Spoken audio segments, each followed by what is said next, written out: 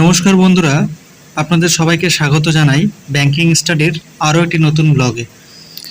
তো আজকে সকালবেলা আমি ভাবছিলাম যে কি মাছ নিব, কিন্তু বাজারে গিয়ে এই ছোট ছোট বাটা মাছগুলো খুব পছন্দ হয়ে গেল, তাই সেগুলোই আজকে নিয়ে এসেছি। এখানে 50 টাকায় 300 গ্রাম দিয়েছে। পরিমাণটা দেখতেই পাচ্ছ তোমরা, অনেক কপিস উঠেছে। তো সেটাই এখন পরিষ্কার করে নুন হলুদ দিয়ে এবার একটু মাছটা ভেজে নিব। চলো তবে দেখতে থাকো এই ব্লগটি। তোমরা হয়তো জানো যে মাছ রান্না করার চাইতে মাছ ভাজাটাই হচ্ছে কঠিন। তো মাছ যদি ভাজতে ঠিকঠাক ভাজাটা হয়ে যায় তাহলে তো ভালো, রান্নাটা একই প্রসেসারে আমাদের নিয়ম, মানে একই ধরনের ভাবে আমরা রান্না করি। মাংস যেভাবে, মাছ সেভাবে, অন্যান্য সবজিও সেভাবে রান্না করে থাকি। স্টুডেন্ট লাইফে মূলত ডিম আর চিকেন এই দুটোই বেশি রান্না হয়ে থাকে, কিন্তু আমি একটু অন্য ধরনের। আমি বিভিন্ন ধরনের সবজি, মাছ এগুলো কিন্তু প্রতিদিন প্রতিরকম আলাদা আলাদা করে রান্না করে খেতে পছন্দ করি, তাতে আমার ভালোও লাগে। আজকে বাটা মাছটা যেমন এনেছি, এটাকে মানে এবারে আলু দিয়ে আজকে ভাবছি একটু রস করব। তো সেক্ষেত্রে আলুগুলো দেখো এখানে পিস করে নিয়েছি, আর তেমন কিছু মশলা আমি দিইনি। দেখো পেঁয়াজ দেওয়া আছে, রসুন, লঙ্কা, ব্যাস এইটুকুই, আর আদাও কিন্তু আমি দেইনি এখানে। তো সেগুলো এখন কেটে নিয়েছি। এবার যেদিন যেরকম রান্না হবে সেদিনের রেসিপিটাও আমার কিন্তু সেই রকমই থাকবে। এমনটা নয় যে আজকে এইভাবে রান্না করতে চাইলাম আর এরকম হয়ে গেল। এটাই বেশিরভাগ ক্ষেত্রে হয়ে থাকে, আজকে যেরকম চাইবো সেরকম হয় না, কিন্তু যেরকম চাই না সেরকমই হয়ে যায়। যাই হোক, মাছগুলো ভেজে নেওয়া হচ্ছে, দেখে নাও। এই ছোট ছোট মাছগুলো না ভাজা খেতে মানে ভীষণ ভীষণ ভালো লাগে আমার।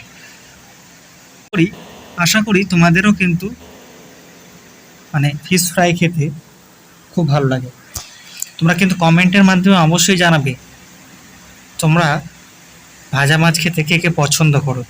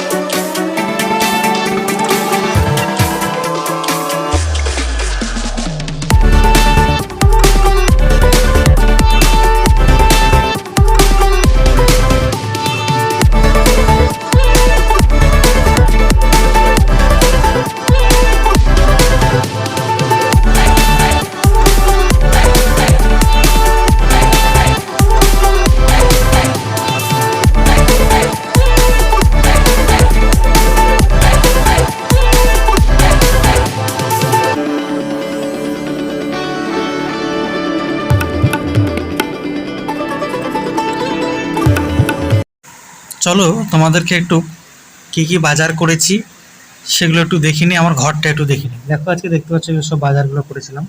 কলা ছিল, কাঁচকলা অবশ্য নয়, এটা পাকা কলাটা ছিল। আর এই হচ্ছে আমার ঘর, এখানে আমি থাকি।